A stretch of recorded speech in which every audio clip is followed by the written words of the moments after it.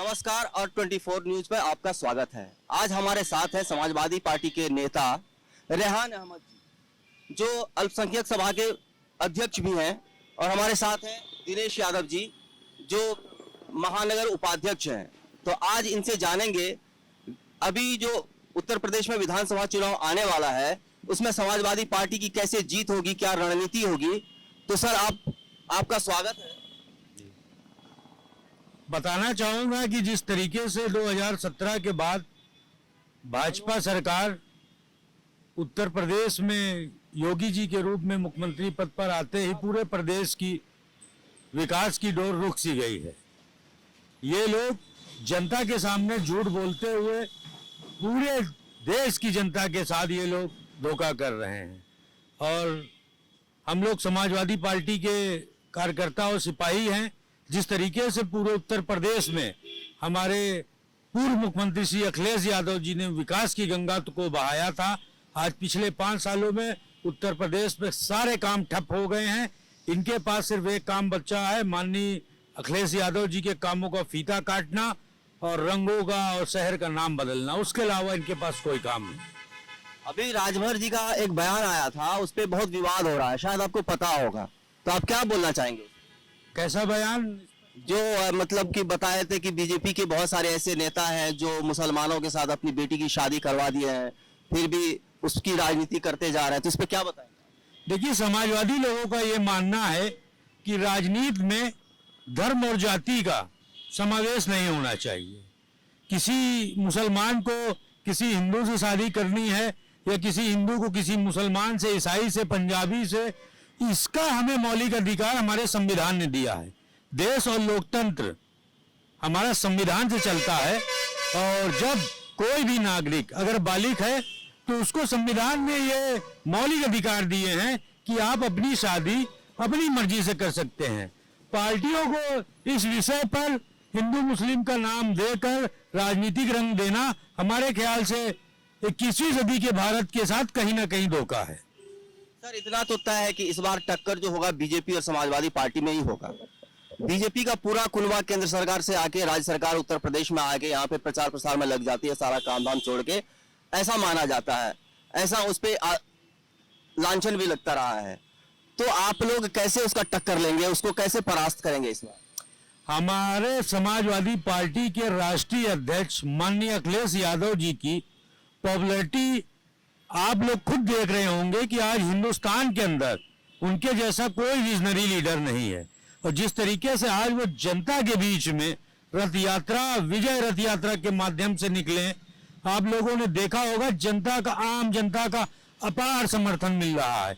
हिंदुस्तान की राजनीति में ये इतिहास शायद पहली बार हुआ हो कि पूरी रात विजय रथ यात्रा पूर्वांचल एक्सप्रेसवे से चली, और पूरा उत्तर प्रदेश ही नहीं पूरा देश देखा कि किस तरीके से जनता का अपार समर्थन श्री अखिलेश यादव जी को मिला। और समाजवादी पार्टी सभी वर्गों को साथ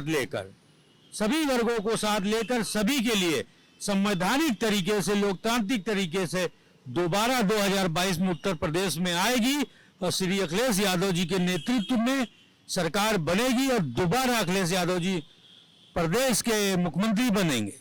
जब पूर्वांचल की बात चली, आपने छेड़ दी बात, तो पूर्वांचल एक ऐसा एरिया है जहाँ पे जो वोटों का गणना है ना, बहुत उलट पुलट रहता है। कभी इस पार्टी को ज्यादा मिल जाता है, कभी उस पार्टी को ज्यादा मिल जाता है। और जब एक्सप्रेस वे वहां पे बना है तो उसका श्रेय अब अखिलेश यादव को दें या योगी जी को दें, जनता इस उधेड़ बुन में है। तो आपको क्या लगता है कि पूर्वांचल से आप लोगों का कैसा वहां पे कैसा रिजल्ट आएगा? जिस तरीके से आप लोगों ने इस बीच एक्सप्रेसवे, पूर्वांचल एक्सप्रेसवे के बारे में देखा होगा, जो काम आज मोदी जी पूरी दुनिया को लड़ाकू विमान उतार के एक्सप्रेसवे पर दिखवा रहे हैं अपने नेतृत्व में, इस काम को हमारे राष्ट्रीय अध्यक्ष जी ने आज से 3 साल पहले ही करके दिखा दिया था। और यही पूर्वांचल एक्सप्रेसवे उस समय समाजवादी पूर्वांचल एक्सप्रेसवे के नाम से इसकी वो पड़ गई थी नींव। लगभग काफी मात्रा में जमीनों का अधिग्रहण भी हो गया था। ये सारी योजनाएं विकास की, एक्सप्रेसवे की और इंफ्रास्ट्रक्चर की, उत्तर प्रदेश में सिर्फ अखिलेश यादव जी के ही द्वारा दिया गया था। आज योगी जी सिर्फ उनकी नकल कर पा रहे हैं, उससे ज्यादा इनके पास कोई काम नहीं है। जनता को धोखा देना, जनता को बरगलाना, हिंदू मुस्लिम को बांटना, जातियों को बांटना, आरक्षण में आरक्षण विरोधियों,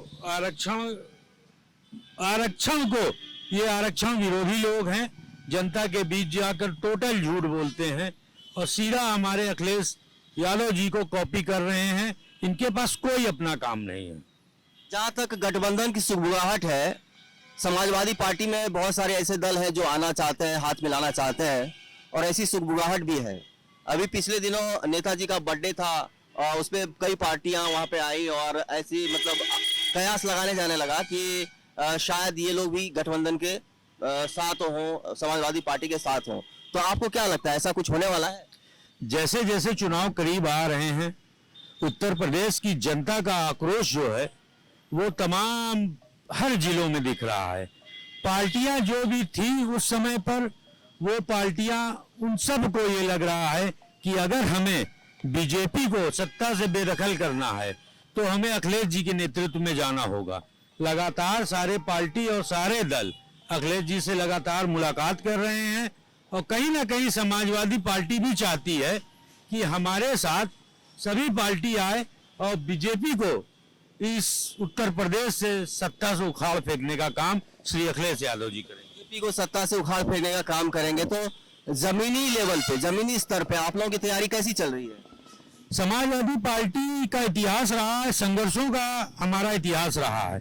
माननीय नेताजी के समय में 92 में पार्टी का गठन हुआ, तब से लेकर आज तक हर समय नौजवान जो है समाजवादी पार्टी का रीढ़ है। और आप देखते होंगे कि उत्तर प्रदेश का मुद्दा हो, महिलाओं का मुद्दा हो, नौजवानों का मुद्दा हो, किसानों का मुद्दा हो, बेरोजगारों का मुद्दा हो, हर मुद्दे पर समाजवादी पार्टी का नौजवान सड़क पर है।